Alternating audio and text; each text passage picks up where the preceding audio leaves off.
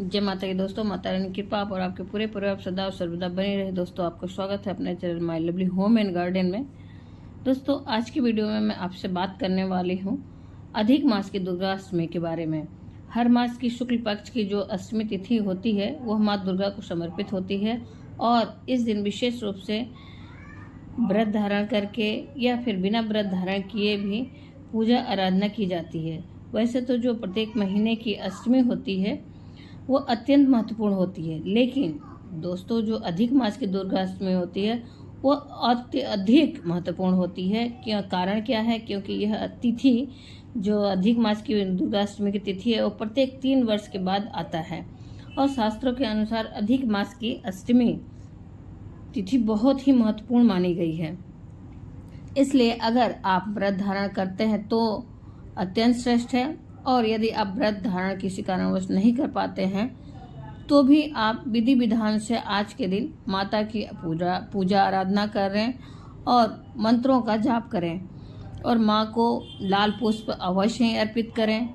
और आज के वीडियो में जो उपाय मैं आपसे शेयर करने जा रही हूँ उसे आप बिना व्रत धारण किए भी व्रत धारण करते हैं तो श्रेष्ठ है, नहीं धारण कर रहे हैं तो भी आप इन उपायों को अवश्य करें।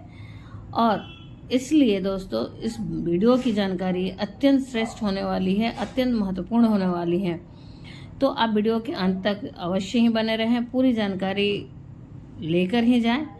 और जानकारी कोई भी इस वीडियो की अच्छी लगे तो लाइक तो अवश्य ही करें, अपने फ्रेंड्स और फैमिली में ज़्यादा से ज़्यादा शेयर भी करें। आप मेरे चैनल पर नए हैं तो मेरे चैनल को सब्सक्राइब करें, बेल नोटिफिकेशन अवश्य ही दबाएं जिससे आने वाली वीडियो आपको समय से प्राप्त हो सके। दोस्तों, सबसे पहले जानते हैं अष्टमी तिथि कब है। तो अष्टमी तिथि प्रारंभ हो रही है 25 जुलाई को दोपहर में 3:09 पर और समाप्त हो रही है 26 जुलाई को दोपहर में 3:53 पर।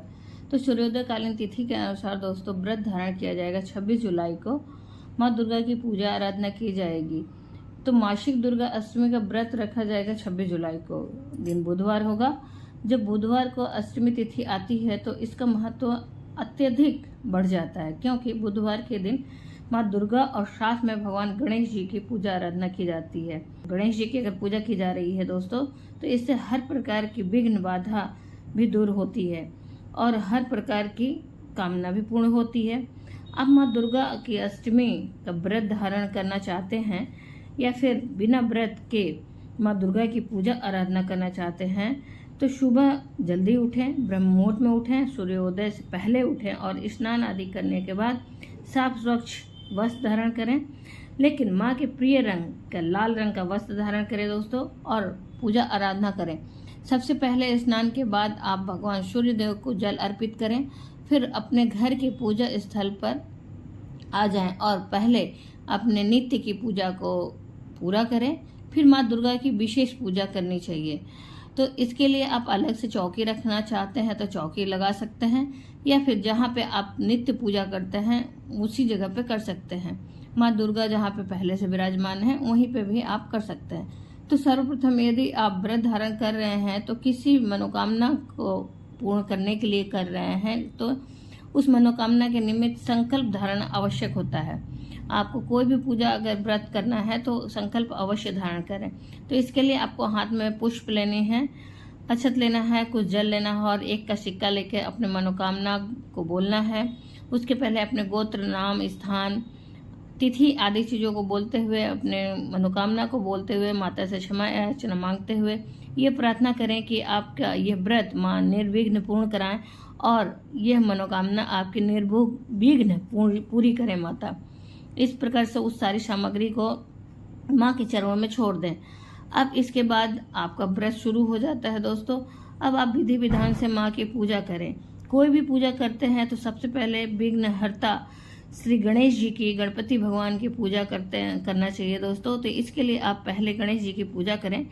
अगर आपके घर में गणेश जी की मूर्ति है, विग्रह रूप में है, तो आप उनका गंगा जल में से जल से अभिषेक अवश्य करें। फिर कलावा अर्पित करें और चंदन लगाएं, फिर धूप दीप नैवेद्य से उनका विधि विधान से पूजन करें। फिर उसके बाद दोस्तों माँ दुर्गा की पूजा करेंगे। तो माँ दुर्गा की भी अगर आपके घर में मूर्ति या विग्रह है तो आप उनका गंगा जल में से जल से अभिषेक अवश्य करें आज के दिन। फिर उसके बाद अगर फोटो पे आप पूजा कर रहे हैं तो हाँ, जल के छींटे देकर स्नान का भाव करें। माँ दुर्गा को स्नान के बाद लाल वस्त्र अर्पित करें, लाल चुनरी अर्पित करें, चाहे तो 16 श्रृंगार की सामग्री अर्पित करें, नहीं तो कम से कम सिंदूर और बिंदी तो अवश्य ही अर्पित करें। फिर सिंदूर से माँ दुर्गा की मांग को भरें। 5 बार आप सिंदूर माँ को लगा सकते हैं। फिर उसी उंगली को अपने मांग में सिंदूर लगाएं।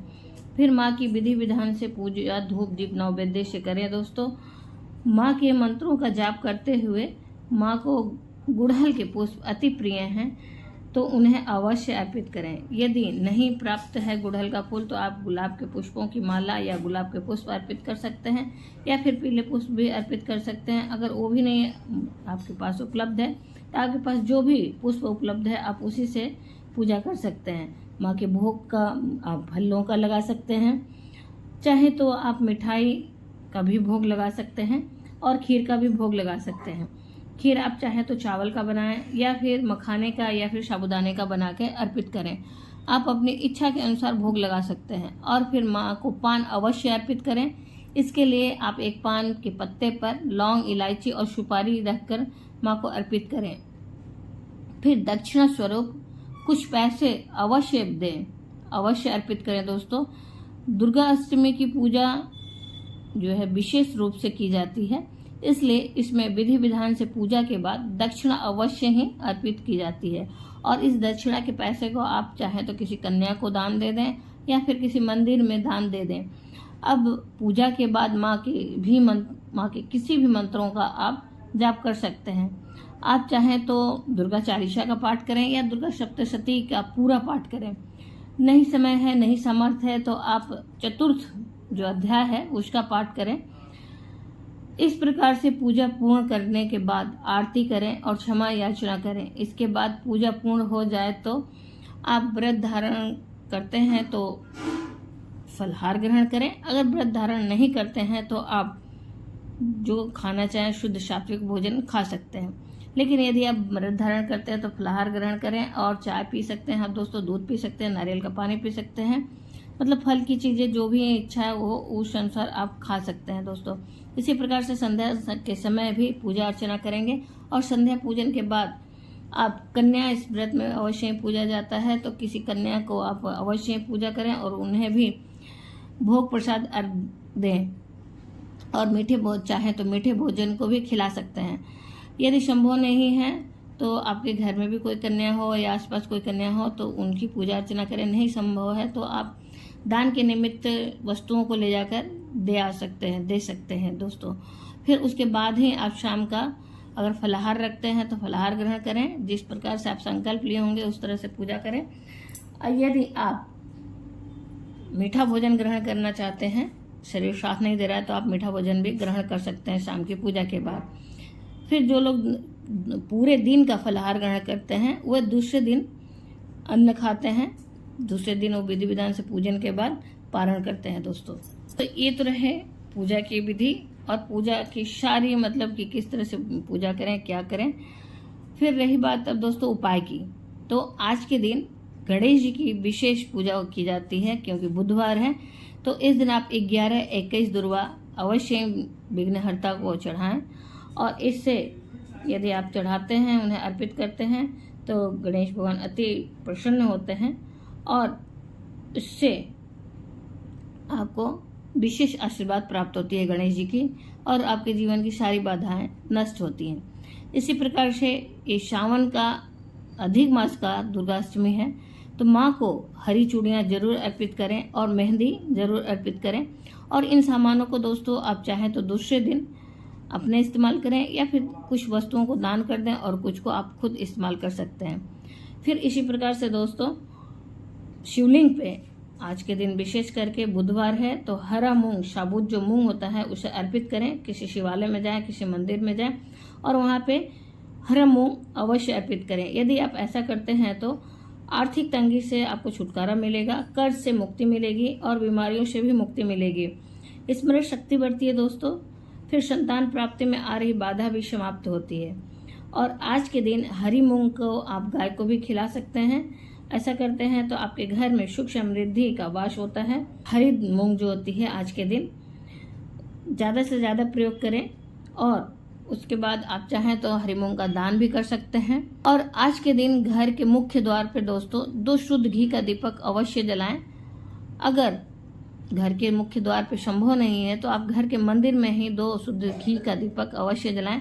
और घी का दीपक जलाते वक्त माता लक्ष्मी का स्वरूप का ध्यान करें और मंत्र का उच्चारण करें।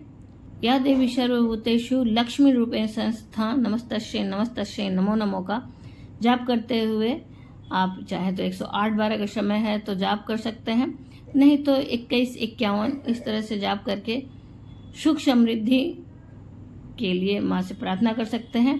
अगर आप ऐसा करते हैं तो आपके घर में सुख समृद्धि बनी रहती है, कभी भी घर में धन धान्य की कमी नहीं होती है दोस्तों। ये तो रहे सब कुछ उपाय दोस्तों छोटे छोटे, आप इन्हें करके अवश्य लाभ प्राप्त कर सकते हैं। आशा करते हैं इस वीडियो की जानकारी आपको अच्छी लगी होगी। अगर कोई भी जानकारी आपको अच्छी लगी तो लाइक तो अवश्य करें। आपके लाइक हम लोगों के लिए बहुत ही महत्वपूर्ण होते हैं दोस्तों, उसी से हमें पता चलता है कि वीडियो आपको उपयोगी लगी। फिर वीडियो उपयोगी है तो अपने फ्रेंड्स और फैमिली में ज़्यादा से ज़्यादा शेयर भी करें। आप मेरे चैनल पर नए हैं तो मेरे चैनल को सब्सक्राइब करें, बेल नोटिफिकेशन अवश्य दबाएं, जिससे आने वाली वीडियो आपको समय से प्राप्त हो सके। दोस्तों कोई भी प्रश्न हो, कोई भी सुझाव हो तो कमेंट बॉक्स में आप अवश्य लिखें। माता रानी के नाम का जयकारा आप अवश्य लगाएं, जिससे आपके अंदर एक सकारात्मक ऊर्जा का संचार हो। फिर मिलते हैं दोस्तों एक नए वीडियो में नई जानकारी के साथ। तब तक के लिए माता रानी की कृपा आप और आपके पूरे परिवार पर बनी रहे। जय माता की। धन्यवाद दोस्तों।